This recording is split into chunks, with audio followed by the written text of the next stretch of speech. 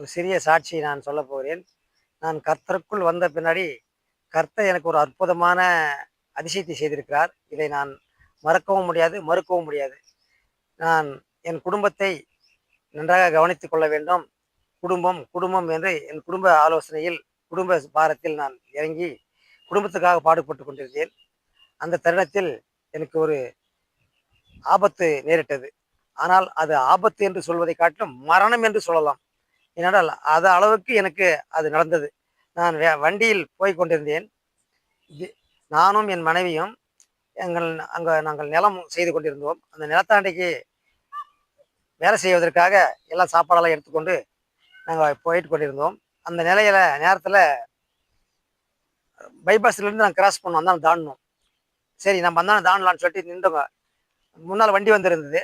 அந்த வண்டி இங்க போட்டும் நம்ம அப்பாருங்க போலாம்ன்னு சொல்லிட்டு நாங்க கம்முன்னு 2 பேரும் வண்டியில மனைவி உட்காந்துக்கிறாங்க. நான் நின்னுக்கிறேன். வண்டியில கால் ஊனிட்டு தான் நின்னுக்கிறேன். ஆனா எங்கிருந்தோ வந்தவன் ஒரு அரை ரோடு காலியாக்குது. அந்த ரோட விட்டு போட்டு நேரா வந்து என்ன தாக்கிட்டான். தாக்கி அடிச்சு ஒரே அடியா இழுத்துட்டு போயிட்டான் ஒரு 100 அடி தூரத்துக்கு வண்டியில மாட்டி.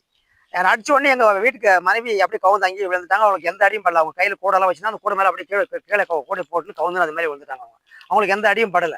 ஆனா என்ன வண்டியோட மாட்டி இழுத்துன்னு போயிட்டான் அவன்.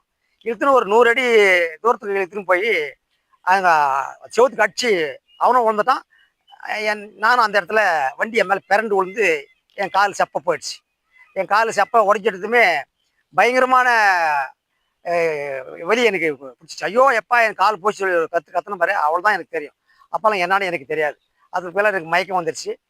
அதுக்கு மேல் பட்டு என்ன பண்ணாலும் எனக்கு தெரில. தூக்கின்னு போய் ஹாஸ்பிட்டலில் போட்டுக்கிறாங்க. ஹாஸ்பிட்டலும் என் உயிர் வரல. உயிர் போட்ட மாதிரி எல்லாம் துடிச்சு இருந்துருக்குது. பாரு, ஆண்டவர் எனக்கு செஞ்ச அற்புதத்தை அந்த இடத்துல. இன்னும் கொஞ்ச நேரம் அந்த இடத்துல ஒரு 1/2 மணி நேரம் எங்களோட சொந்தக்கார பையன் வருவான், எங்கள் அண்ணம்மா, எங்கள் பெரியம்மா பேரன். அவன் வராந்தான்னா ஹாஸ்பிட்டலில் என் உயிர் போயிட்டுருக்கும். கட்டுக்காத படுத்துக்கிறாங்க.